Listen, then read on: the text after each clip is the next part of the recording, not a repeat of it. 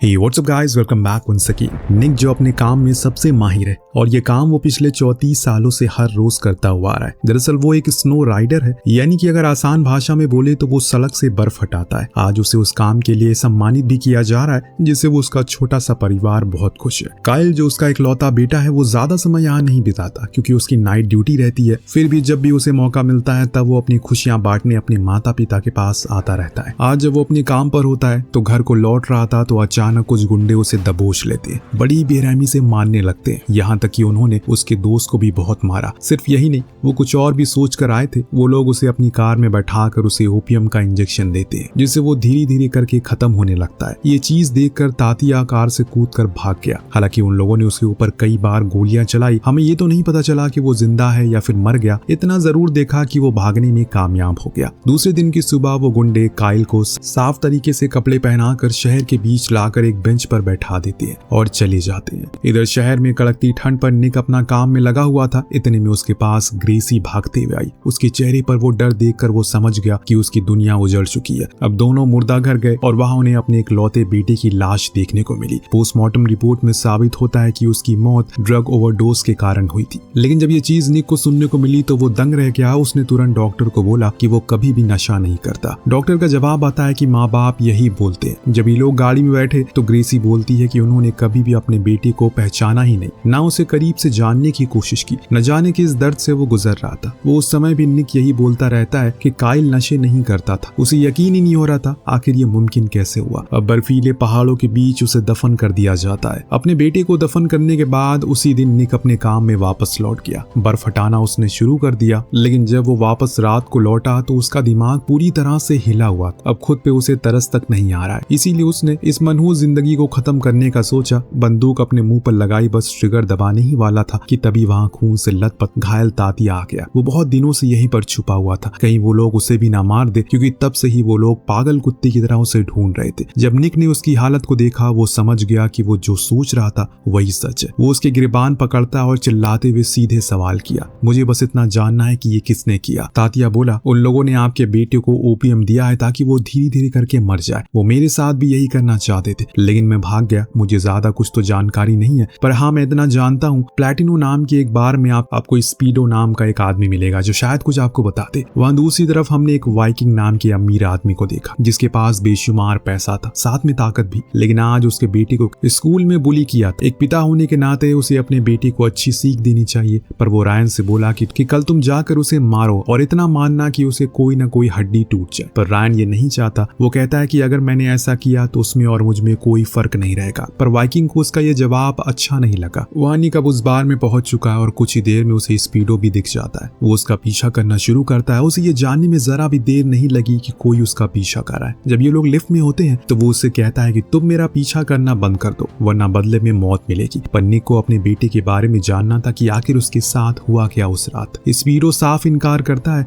कि वो किसी भी काइल नाम के शख्स को नहीं जानता। लेकिन जब निक ने सवाल पूछना बंद नहीं किया तो उसने अपनी कमर पर लगाई बंदूक दिखाते हुए कहा, तुझे समझ क्यों नहीं आता? क्या मैं दूसरी भाषा में तुझे समझाऊं? लेकिन निक ने फिर वही सवाल किया। लेकिन जब इस बारी जब उसने कुछ नहीं कहा तो उसके मुंह पर एक जोरदार घूसा दे मारा, जिससे वो वहीं गिर पड़ा। और तब निक ने शुरू किया अपना असुर मोड। वो उसे तब तक मारता रहता है जब तक उसके दो दांत न टूट जाए। और जब ऐसा हुआ तो खुद स्पीडो ने एक नाम बताया। नाम था लिम्बो। उसे पता लगा उसके बेटे के बारे में, पर मुझे छोड़ दो। अब निक उसे ऐसे जिंदा तो नहीं छोड़ेगा, वरना वो जाकर अपने बॉस को बता देगा। इसीलिए उसका दम घोट देता है और फिर उसकी लाश को सही से पैक करके अपनी उसी जगह पर ले गया जहाँ वो काम किया करता था। वहाँ का उसे हर एक चप्पा पता था। एक सही सी जगह देखकर वो उसे वहीं फेंक देता है। अब 4 दिन बाद वाइकिंग के पास उसके एक खास आदमी आकर बताता है कि काफी समय से स्पीडो का कुछ पता नहीं चल रहा है। अब वाइकिंग ने अपने लोगों से उसका पता लगाने के ऑर्डर दिए, जिसके बाद वो अपने बेटे को स्कूल ड्रॉप करने लगा। अब बीच रास्ते में रायन ने उससे पूछा कि कहीं उन्होंने ही तो नहीं स्पीडो को गायब करवा दिया।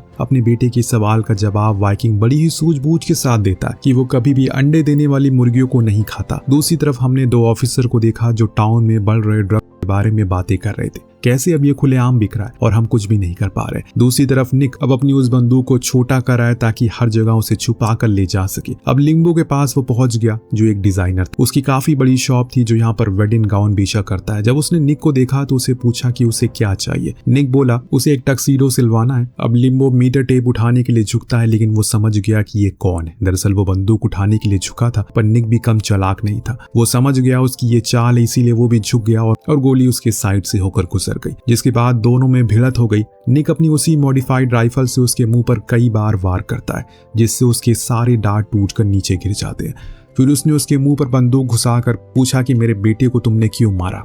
लिम्बो ने जवाब दिया उसने कुछ नहीं किया, सारा सब कुछ सैंटा ने किया है। अब ये नया बंदा कौन है? तो निक पूछता है कि ये कहाँ मिलेगा और ये दिखने में कैसा है। उसने बताया कि वो एयरपोर्ट के कार्गो डिपार्टमेंट में काम करता है और मोटे संतरे की तरह शरीर है उसका। लिम्बो से अपनी जान की भीख मांगता है और आज निक पीछे हट गया, लेकिन जाते जाते उसके दिमाग में पता नहीं क्या आया।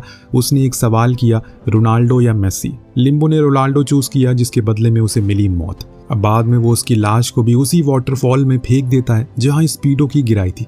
अब वाइकिंग को खबर मिल जाती है स्पीडो के बाद लिम्बो भी गायब है, तो वो और ज्यादा बौखला जाता है। सैंटा को हम उसी कार में देखते हैं जो बर्फीले रास्तों से होकर कहीं जा रहा है। अचानक उसके सामने की स्नो ट्रक आ गई। उसे लगा कि वो पीछा करेगा, लेकिन उसने ऐसा नहीं किया, बल्कि ड्राइवर खुद चलकर उसके पास आया। ये निक था जो उसे गुजारिश करता है क्या वो थोड़ा सा रिवर्स ले सकता है। सैंटा उसे $100 का रिश्वत देकर बोला अगर तो पीछे कर लेगा तो थोड़ा सा तो सही रहेगा। निक हंसा और बोला कि ठीक है। अगले ही सीन में हम सैंटा का चेहरा बिगड़ा हुआ देखते हैं। बाद में निक उसके मुंह को गोली से उड़ा देता है और बाद में उसकी भी लाश का वही हाल हुआ। इसके बाद जब वो घर को लौटा तो ग्रेसी उससे पूछती है क्या उसे पता चला है कि उसके बेटे का फेवरेट ब्रांड कौन सा है, उसकी फेवरेट मूवीज कौन सी है। निक के पास कोई जवाब नहीं था। ग्रेसी गुस्से से वहां से चली गई। उसे भी समझ आ गया कि गलती उन्हीं लोगों की है, उन्होंने कभी उसका हाल चाल नहीं पूछा। दूसरे सीन में हमने आलीना को देखा, वाइकिंग की एक्स वाइफ, जो अपने बेटी की कस्टडी वापस लेने के लिए आई थी। जो सुनते वाइकिंग गुस्से में तोड़ फोड़ करने लगता है। उसे ढेर सारे पैसे देकर बोला कि तुम्हें जो कुछ भी चाहिए मैं देने को तैयार हूँ, पर रायन को मेरे पास रहने दो। लेकिन अलीना का साफ कहना था उसे उसकी दौलत नहीं उसका बेटा चाहिए। जब निक घर को लौटा तो उसे एक नोट मिला जिस पर लिखा था बाय। ग्रेसी उसे छोड़कर जा चुकी है क्योंकि उसका ऐसा मानना है कि वो अपने मरे हुए बेटे के बारे में बात तक नहीं करता, ना जिंदे रहने पर और ना ही उसकी फिक्र थी ना मरने के बाद। निक पूरी तरह से परेशान हो चुका है।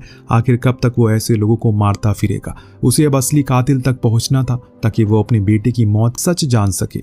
वो पहुंचा ब्रॉड के पास। वो उसका भाई है जो एक जमाने में गैंगस्टर हुआ करता था। जब उसने निक को देखा तो समझ गया कि उसे किसी तरह उसकी कोई मदद चाहिए। बातों के दौरान उसने बताया कायल की मौत हो गई है और उसे किसी ने मारा है। मुझे ये भी पता है कि उसे किसने मारा है, पर मैं उस तक पहुंच नहीं पा रहा हूँ। ब्रॉड उसे वहीं बैठने को बोलता है। खुद अंदर जाकर कुछ कॉल्स कर, जिससे उसे पता चलता है कि असल में तातिया ने वाइकिंग के कुछ गोल और ड्रग को कस्टम से चुरा लिया था, जिसकी जानकारी उसे लग गई थी और इसके बाद उसने अपने लोगों से कहकर उसे मरवाने के ऑर्डर दे दिए। लेकिन जब उस दिन वो वहां पहुंचे तो तातिया के साथ कायल भी था। उन्होंने उसे पहले मार दिया पर तातिया भाग गया। ये सुनकर निक को बुरा लगता है। उसका बेटा किसी और की गलती की सजा काट कर चला गया, पर अब उसे वाइकिंग को ढूंढना था। उसने उसके बारे में उससे पूछा। ब्रॉड ने बताया कि उसे पहले उसी के साथ काम किया करता था जब वो बहुत छोटा था, पर वो एक अमीर माफिया बन चुका है। उसकी काफी बिजनेस है, वो काफी पावरफुल भी है। तुम उस तक कभी नहीं पहुंच पाओगे। निक ने तुरंत कहा कि मुझे उस तक पहुंचना नहीं है, बल्कि उसे मारना है। ब्रॉड दंग रह गया कि तुम ये कैसे करोगे, आज से पहले तुमने ये कभी नहीं किया। निक बोला मैंने उसके 3 लोगों को मारकर झरने में फेंक दिया पहले ही, अब तो उनकी बॉडी को मछलियां खा गई होगी। ये सुनकर ब्रॉड के चेहरे का रंग उड़ गया। वहां वाइकिंग की नींद उड़ी पड़ी है जब उसे पता चला कि अब उसका तीसरा आदमी भी गायब है और अब उसे कहीं ना कहीं व्हाइट बुल का हाथ लग रहा है, जो असल में उसका राइवल है। इसीलिए वो अपने आदमियों से कहकर उसके आदमी के ऊपर नजर रखने को बोलता है। 2 दिन बाद वो लोग उसके आदमी को पकड़ कर लाते हैं। वाइकिंग उसे काफी सवाल जवाब करता है, लेकिन उसने उन गायब हुए लोगों के बारे में कोई जानकारी नहीं थी और बिना कुछ सोचे समझे वो उन्हें मार देता है। बाद में पता चला कि ये व्हाइट बुल का बेटा था। तब वाइकिंग ने यहाँ एक और काम किया। उसने उसकी लाश को बर्फ के उसी जगह पर साइन बोर्ड पर टांग दिया और जिसको जब ऑफिसर डायन ने देखा तो उसे अपने सीनियर से बोला अब जल्दी यहाँ पर गैंग वॉर होने वाली है। व्हाइट बुल वहीं दूर से खड़ा अपने बेटे की टंगी लाश को देख रहा था। उसके अंदर भी अब गुस्सा भर चुका है। अब वो कुछ भी करके बदला तो लेगा और अब कितना खून बहेगा किसी को नहीं पता। यहाँ निक वापस से ब्रॉड के घर जाता है जहाँ उसने उसे बताया तुम ऐसा उसे नहीं मार सकते हो, तुम्हें उसके लिए एक हिट मैन की जरूरत पड़ेगी। निक ने पूछा क्या तुम किसी ऐसे बंदे को जानते हो? ब्रॉड ने गर्दन हिलाया और बोला कि हाँ, एस्कीमो नाम का है वो, और वो तुम्हें कल स्टेशन पर मिलेगा। उसे पैसे दे देना, बाद के काम वो खुद कर देगा। जब वो स्टेशन जा रहा होता है तो उसी रास्ते पर वो पोस्ट पड़ता है जहाँ व्हाइट बुल के बेटे को वाइकिंग ने टांगा था। वहाँ वो मौजूद होता है और तब पहली बार निक और उसकी नजरें मिलती है। लेकिन अभी दोनों ही एक दूसरे को नहीं जानते। निक को एस्मी को मिल गया, पैसे भी दे दिए, अब उसके काम पूरा होने का इंतजार था। पर यहाँ दोस्तों एस्मी को नमक हरामी कर देता है। वो वाइकिंग को मारने के बजाय उसके घर चला गया और उसे बता दिया कि एक शख्स ने उसे मारने के लिए $10,000 दिए, बाकी की वो बाद में देगा। वाइकिंग दंग रह गया कि भला वो उसे मारने के लिए कौन इतने पैसे देगा किसी को, और उसने उसका नाम पूछा। एस्मी को बोला विंगमैन। दरअसल विंगमैन ब्रॉड का निकनेम था। जब वो गैंगस्टर था तब निक ने वही नाम उसका इस्तेमाल किया था, पर उसे ये नहीं पता था कि आगे जाकर वो उसे धोखा देगा। खैर ये लोग एस्मिको को तो मार देते हैं, लेकिन अब वाइकिंग को विंगमैन चाहिए था, इसीलिए सीधा वो उसके घर पहुंचा। जब ब्रॉड ने उसे यहाँ देखा तो थोड़ा सा शॉक हुआ, पर उसे डर नहीं लगा, क्योंकि कुछ ही देर के बाद बात करने के बाद वो समझ गया कि यहाँ किस लिए वो आया। अब यहाँ ब्रॉड को पिछले कुछ सालों से कुछ गंभीर बीमारी थी और उसे ये चीज़ अच्छे से पता है। वो ज़्यादा दिन का मोहताज नहीं है। उसे अपने भाई की सारी चीज़ों का जिम्मेदार अपने सर ले लिया, और वजह उसने ये दी कि वाइकिंग के पिता ने उसकी लड़कियों के साथ छेड़छाड़ की थी, तो वो अब उसका बदला लेने जा रही है। ये सुनते ही उसे मार डालता है। जब निक को उसके बारे में पता चला तो उसकी कब्र में गया और वहाँ कुछ देर खड़ा रहा। अब उसके पास दो वजह है उसे और भी ज़्यादा दर्द भरी मौत देने की।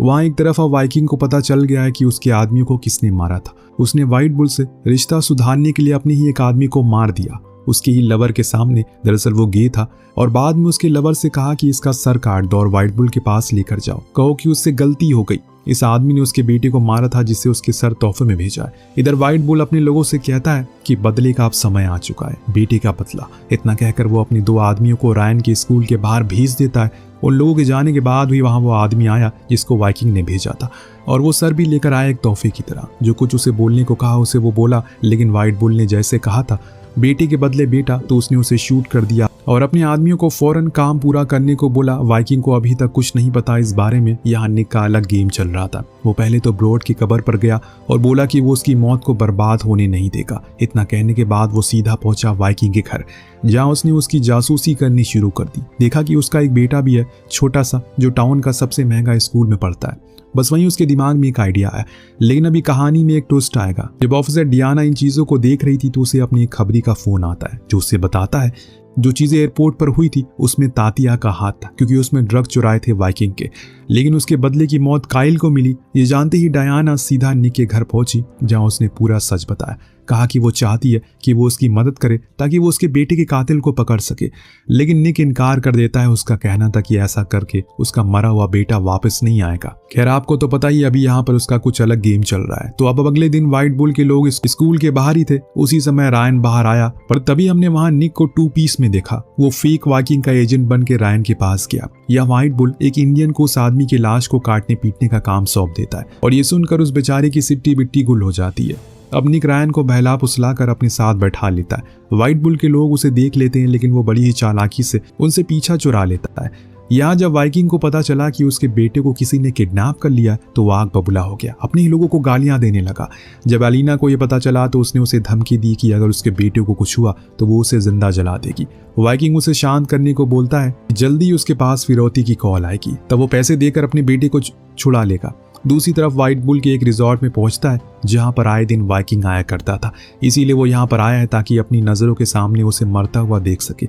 बीच में जब वो घूम रहा था तो उसे एक स्टैचू दिखा, जो देख वो अपने बेटे को काफी मिस करता है। मनी मन सोचता अगर उसके हाथ वाइकिंग लग गया तो उसे ऐसी मौत दे जो देखकर लोग भी खौफ खाएंगे। अब निक रायन को लेकर पहुंचा तो वहां उसने जब घर खाली देखा तो पूछा कि उसके साथ कौन कौन रहता है। उसने कहा कि कोई नहीं, वो अकेले है इस दुनिया में। अब बाद में वो उसे काइल का रूम दे देता है, बड़े प्यार से उसके लिए खाना बनाता है। लेकिन रायन को ऐसी नींद नहीं आती बिना कहानी सुने, तो वो उसे कहानी भी सुनाता है और खुद भी उसके साथ सो जाता है। वहाँ वो अपने बेटे के लिए पागल हुआ वाइकिंग स्कूल के प्रिंसिपल को बुलाकर उसे धमकाता है, आखिर मेरा बेटा कहाँ गया। प्रिंसिपल ने बताया कि उन्होंने कैमराज में चेक किया था, उसके बेटे को निक्स कोल्समैन लेकर के आए। यह नाम सुनते ही वाइकिंग का एक आदमी उसके बारे में बताता है। तब उसे समझ आता है कि वो ऐसा क्यों कर रहा है। उसे भी अब समझ में आ गया था कि उसके लोगों को व्हाइट बुल ने नहीं बल्कि निक ने मारा था। दूसरी ओर हमने निक को देखा जो पूरी तैयारी के साथ अपने सबसे पसंदीदा जगह पर निशाना लगाए बैठा था, अपनी उसी मॉडिफाइड राइफल के साथ। इतने में उसके सामने 3 गाड़ियां नजर आई, जिसमें से एक वाइकिंग था, जिसको फोन करके उसने एक पते पर आने को बोला और ये भी बोला कि सिर्फ तुम आना। वहां दूसरी तरफ हमने देखा कि वाइकिंग के लोग उसके घर का छापा मार देते हैं, लेकिन उन्हें कहीं कोई कुछ नहीं मिलता, पर हाँ उसकी कुछ चीजें जरूर हाथ लग जाती है। इतने में हमने निक को देखा जो रायन को अपनी स्नो कटर में घुमा रहा था। अचानक एक पुलिस कार उसे रोक लेती है। ऑफिसर ने उससे पूछा कि आज उसकी छुट्टी है, तो उसने हाँ बोला। बाद में वो उस बच्चे के बारे में पूछता है तो वो कहता है कि ये उसका नेफ्यू है। उस दौरान पुलिस वाला उसे बताता है कि उन्होंने उसके घर की तरफ काफी सारी गाड़ियों को जाते हुए देखा। निक समझ जाता है कि वाइकिंग अपने लोगों के साथ आया है, इसीलिए वो फौरन उसी जगह गया जो अभी रुका हुआ था और वहां से उसने दोबारा निशाना लगाना शुरू किया। अचानक उसने देखा अब वो गाड़ियां इसी की तरफ आ रही थी, तो वो और चौकन्ना हो गया। लेकिन तभी रायन पीछे से घर के बाहर निकल गया, तो वो फौरन भागा और उसे घर के अंदर ले आया। जब तक बाहर वो आता दोबारा अपनी जगह पहुंचता, उससे पहले ही वो पकड़ा गया। बाहर उसे वाइकिंग के सामने लाया गया। उसे देखते ही उसने पूछा कि उसका बेटा कहाँ है। निक का जवाब था वो डिजर्व नहीं करता इतना समझदार बेटा। इस बीच हम देखते हैं किसी ने व्हाइट बुल के एक आदमी को खबर कर दी कि वाइकिंग अभी कहाँ है। यहाँ इन दोनों के बीच बात चल रही होती है। उसी समय हमने वहाँ एक गाड़ी को गुजरते हुए देखा। उसके पीछे एक काली गाड़ी आई जिसमें अंधाधुंध गोलियां बरसना शुरू हो गई। एक गोली तो वाइकिंग के हाथ में भी लग जाती है, लेकिन निक बच गया। दोनों ही गैंग के बीच में भयानक लड़ाई होने लगती है। व्हाइट बुल वहीं बैठा था अपनी कार में, पर वो बुलेट प्रूफ थी, इसीलिए उसे कुछ नहीं हो रहा था, और उसके आदमी मर रहे थे। अब इतने में वाइकिंग मशीन गन लेकर बाहर निकल और अंधाधुंध बिना देखे शूट करने लगता है। वहीं एक तरफ शिव जो कि इंडियन था, उसे भी ये लोग मार देते, तो वाइकिंग की राइट हैंड की भी इसमें मौत हो जाती है। निक भागते हुए एक ट्रक के पीछे छुप गया और वहां भी वो बाल बचा। फौरन कार के नीचे लेट गया। जब उसने देखा कि अब उसे ही कुछ करना होगा, तो वो अपनी स्नो कटर लेता है और उस काली गाड़ी को उड़ा देता है, जिससे वो फट गई और लगभग सब लोग मारे गए, दोनों तरफ लोग। लेकिन सिर्फ वाइकिंग जिंदा बचा था, जिसने जब देखा कि वो अकेला रह गया तो व्हाइट बुल तो बाहर नहीं आ रहा था। वो कार लेकर भागने की फिराक में लग गया, परंतु उसी समय निक जल्दी से ट्री कटर में जाकर बैठ गया। एक पेड़ को जड़ से उखाड़ लिया, उसकी टहनी को नुकीला करके उसने सीधा उसी कार में घुसा दिया जिसमें वाइकिंग था, ताकि वो यहाँ से अब हिल भी ना सके। जब व्हाइट बुल ने देखा कि अब खेल खत्म हो गया है, तो वो बाहर आया और गोली सीधा उसके सीने में उतारती। निक और व्हाइट बुल दोनों के बेटों की मौत का जिम्मेदार वाइकिंग ही था। दोनों ने आज अपनी मौत का बदला ले लिया, वो भी एक साथ। व्हाइट बुल को पता चल गया था कि निक अच्छा इंसान है, इसीलिए वो उसे नहीं मारता और दोनों साथ में वहां से चले जाते हैं। जब पुलिस वहां पहुंची तब तक वाइकिंग में थोड़ी जान बची थी। वो कुछ कहना चाह रहा था, लेकिन बीच में अधूरा छोड़कर मर गया। और इसी के साथ ये कहानी यहीं पर समाप्त होती है। तो ये बदले की कहानी आपको कैसी लगी हमें कमेंट करके जरूर बताएगा। मिलते हैं अगली वीडियो में। Thank you so much watching. Peace out.